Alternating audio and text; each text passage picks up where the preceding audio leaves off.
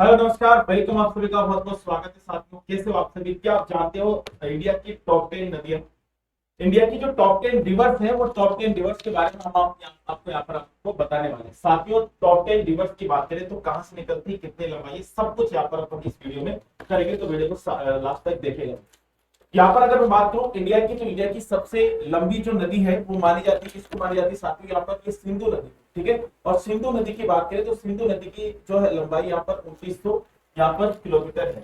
ऐसा अगर देखा जाए तो पूर्ण रूप से गंगा नदी की माना जाता है, लेकिन यहाँ पर सिंधु नदी की जो है, सिंधु नदी यहाँ पर 2900 किलोमीटर, और इसका जो उद्गम होता है वो मानसरोवर से होता है।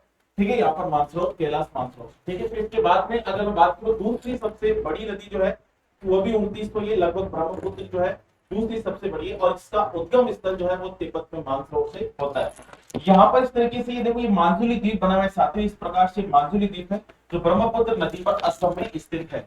इसके बाद में यहाँ पर तीसरी सबसे बड़ी जो नदी है, यानी कि भारत की तीसरी सबसे बड़ी नदी, वो 2525 है, और ये गंगोत्री हिमनद से निकलती है उत्तराखंड से, और ये बंगाल की खाड़ी में जाकर गिर जाती है। तो इस तरीके से आपको सामने ये डायग्राम भी दिख रहा होगा। फिर उसके बाद में अगर मैं 4 नंबर की सबसे बड़ी नदी की बात करता हूँ साथियों, तो 4 नंबर की सबसे बड़ी जो नदी है वो कौन सी है? तो ये आपकी गोदावरी नदी हो जाएगी, और इसकी 1465 इसकी लंबाई है। इसकी उत्पत्ति पश्चिमी घाट से होती है, त्रियामक की पहाड़ी नासिक से।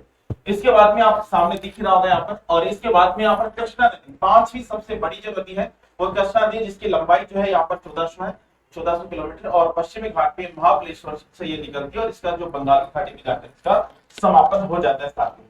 फिर इसके बाद में आपकी 6 नंबर की जो नदी आती है, वो 6 नंबर की नदी कौन सी आती है? यहाँ पर यमुना नदी। और यमुना नदी की लंबाई 1376 किलोमीटर है, और यहाँ पर इसका उद्गम स्थल यमुनोत्री बंदरपूर की पहाड़ी से होता है।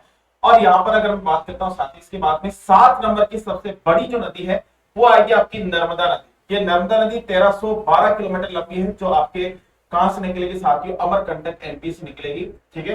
यहाँ पर, और इसका जल निर्भर स्थान जो होगा वो कहां पर होगा? खंबात की खाड़ी।